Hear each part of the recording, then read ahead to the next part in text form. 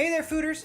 So whenever I hear Baltimore, I always think crab. So we're going to be making some delicious Baltimore Ravens crab cake sliders today. Let's get in the kitchen and see how it's done. So we're going to start with 1 pound of lump crab meat, and we're going to run our fingers through it and make sure all the shells are picked out.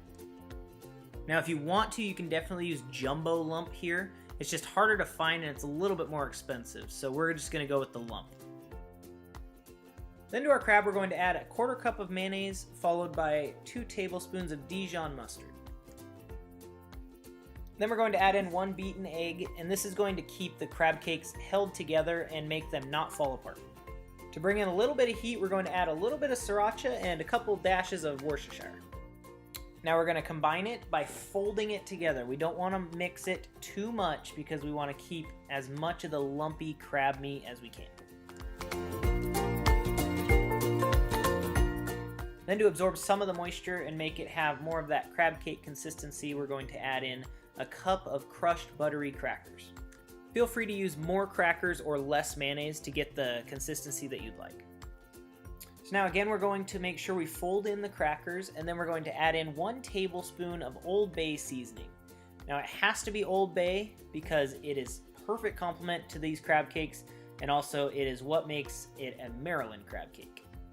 And of course, no seafood is complete without a squeeze of fresh lemon. So squeeze in 1 lemon, and then we're going to fold it together again.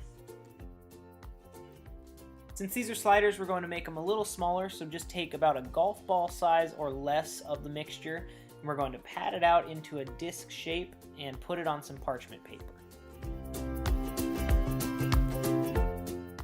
Then to a frying pan, we're going to add 2 tablespoons of butter and heat it until it's foamy.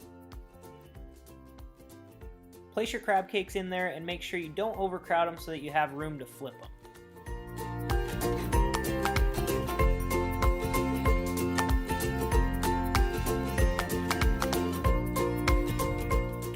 So after about 4 minutes on this side, we're going to flip them and cook them for another 4 minutes on the other side.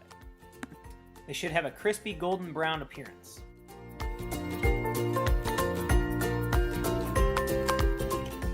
While those are finishing up, we're going to start our remoulade sauce, which in this case is just a fancy way of saying spicy tartar sauce. But we're going to start with 1 cup of mayonnaise, followed by a 1/2 cup of sweet relish, and then we're going to squeeze in 1 whole lemon.